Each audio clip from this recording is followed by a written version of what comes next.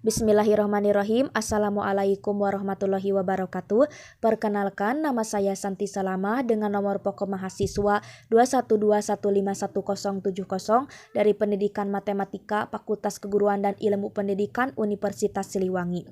Oke teman-teman, video ini bertujuan untuk memenuhi tugas saya yaitu filsafat dan sejarah matematika dengan dosen pengampu yaitu Bapak Dedi Nur Jamil, Dr. Andes Magister Pendidikan.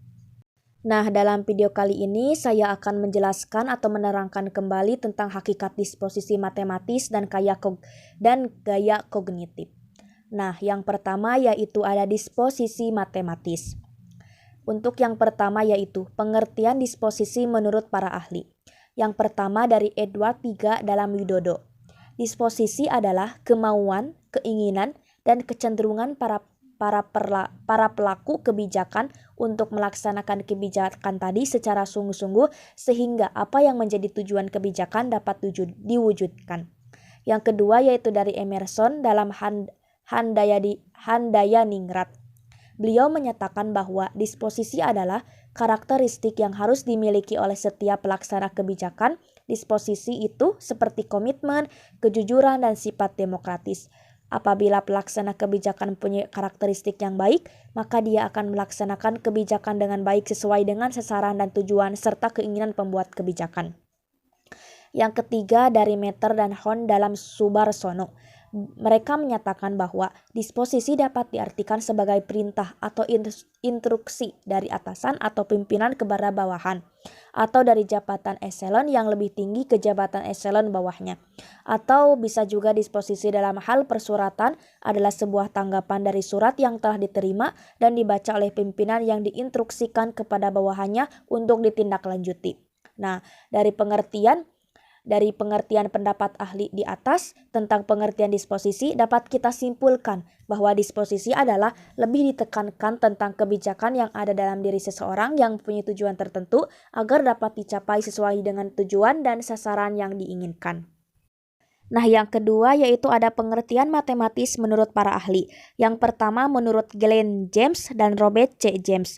Mereka menyatakan bahwa matematis adalah ilmu tentang logika mengenai bentuk, susunan besaran, dan konsep-konsep yang berhubungan satu dengan yang lainnya dengan jumlah yang banyak yang terbagi ke dalam 3 bidang yaitu aljabar, analisis, dan geometri. Yang kedua yaitu menurut Jones dan Rising. Mereka menyatakan bahwa matematis adalah pola berpikir, pola mengorganisasikan, pembuktian yang logis. Matematika itu adalah bahasa yang menggunakan istilah yang didefinisikan dengan cermat, jelas, dan akurat. Representasinya dengan simbol dan padat, lebih berupa simbol mengenai ide daripada bunyi. Untuk yang ketiga yaitu menurut Knibon. Beliau menyatakan bahwa matematis hanyalah studi tentang struktur abstrak atau pola formal keterhubungan.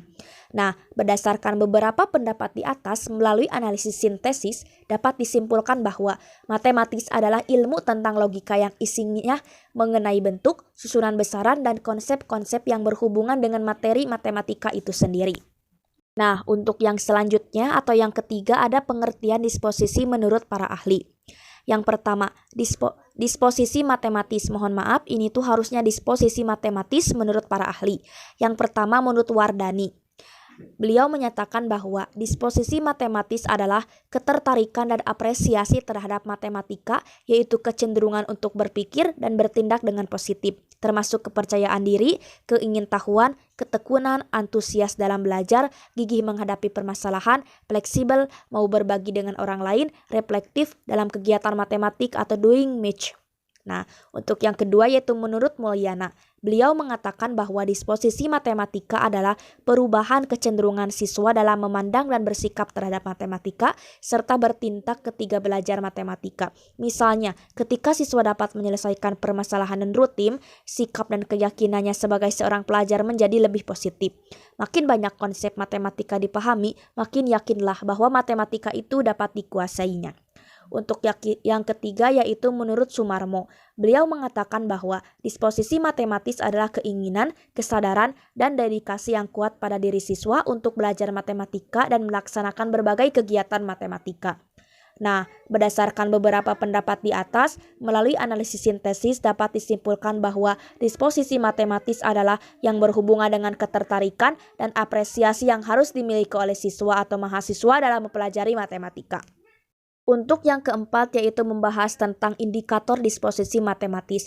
Apa sih indikator dari disposisi matematis itu sendiri? Nah, yang pertama ada kepercayaan diri dalam menyelesaikan masalah matematika, mengkomunikasikan ide-ide dan memberi alasan.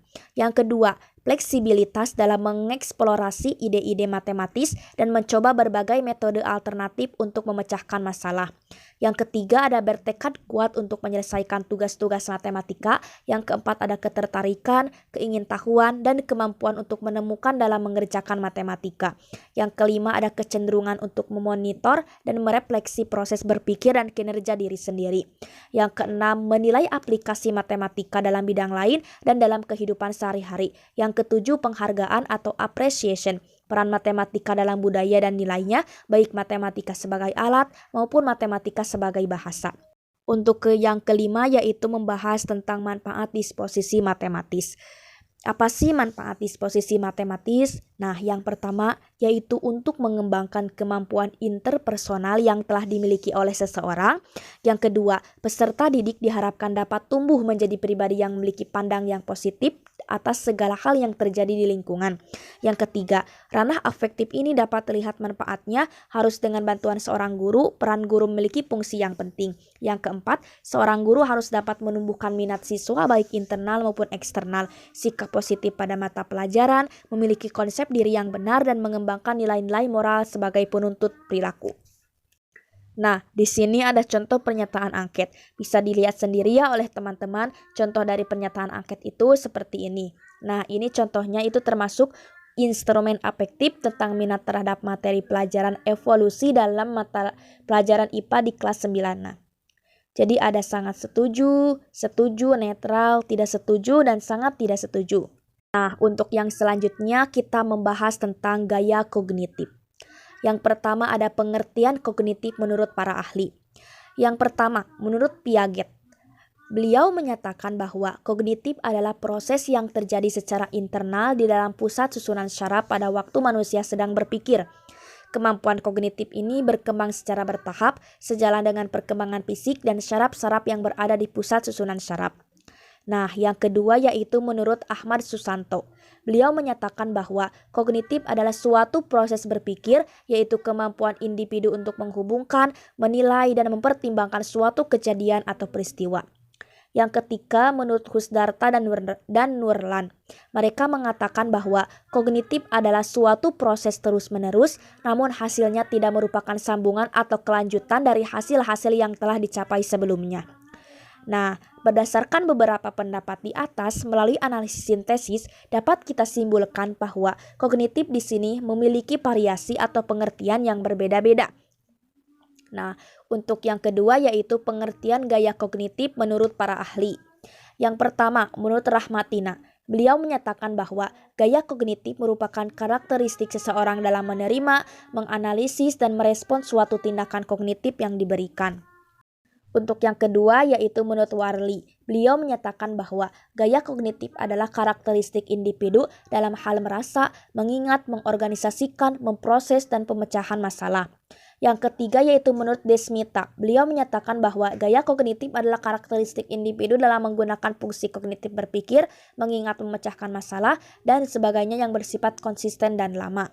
Nah, berdasarkan berbagai pendapat tentang definisi gaya kognitif di atas, maka dapat ditarik kesimpulan oleh kita bahwa gaya kognitif adalah cara khas yang dilakukan seorang individu dalam memfungsikan kegiatan mental di bidang kognitif, baik itu berpikir, mengingat, memecahkan masalah, membuat keputusan, mengorganisasi, maupun memproses informasi yang bersifat konsisten. Nah, untuk yang ketiga kita membahas tentang indikator gaya kognitif. Pertama, memiliki kemampuan menganalisis untuk memisahkan objek dari lingkungan sekitar sehingga persepsinya tidak terpengaruh bila lingkungan mengalami perubahan.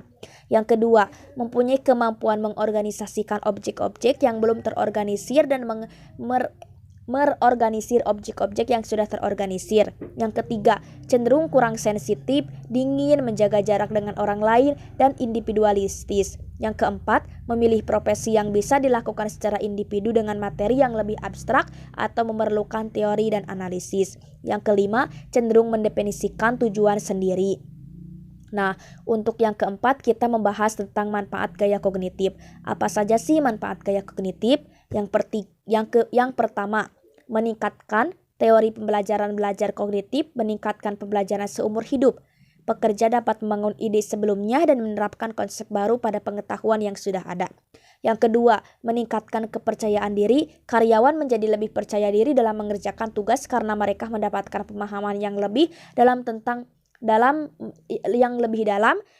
topik baru dan pelajari keterampilan baru. Yang ketiga, meningkatkan pembelajaran kognitif meningkatkan pemahaman peserta didik dalam memperoleh informasi baru. Mereka dapat mengembangkan pemahaman yang lebih dalam tentang materi pembelajaran baru.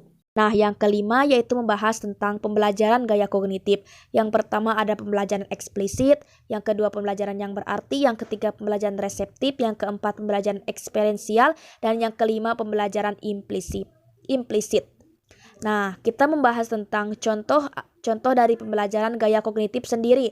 Yang pertama, pembelajaran eksplisit. Contohnya seperti apa sih? Pembelajaran eksplisit adalah melakukan kursus pengeditan video yang mendalam untuk memahami fungsionalitas perangkat lunak agar dapat menggunakannya dengan tepat untuk kebutuhan pekerjaan Anda. Yang kedua, pembelajaran yang berarti. Contohnya, pembelajaran kognitif yang bermakna adalah ketika Anda bekerja di bagian pengadaan dan memutuskan untuk mengambil kursus lanjutan di departemen Anda untuk memperdalam pemahaman Anda tentang subjek tersebut. Yang ketiga, pembelajaran reseptif. Ceramah di mana Anda duduk di dalam kelompok dan pembicara memberi makan audiens dengan informasi tentang subjek tertentu adalah contoh pembelajaran reseptif. Nah, yang keempat ada pembelajaran eksperiensial. Misalnya, seorang magang belajar dengan membayangi atasan senior yang berpengalaman untuk mendapatkan pengalaman. Dia memperoleh keterampilan baru yang relevan dengan bidang pekerjaannya. Yang kelima, pembelajaran implisit. Terkadang jenis pembelajaran ini dapat terjadi saat Anda bekerja, berbicara, atau menjalani kehidupan normal Anda. Mengetik cepat dan tanpa melihat keyboard adalah salah satu contoh pembelajaran implisit yang muncul secara otomatis seiring waktu. Sekian video yang dapat saya sampaikan. Semoga video ini bermanfaat. Mohon maaf bila ada kesalahan dalam segi hal apapun. Terima kasih. Wassalamualaikum warahmatullahi wabarakatuh.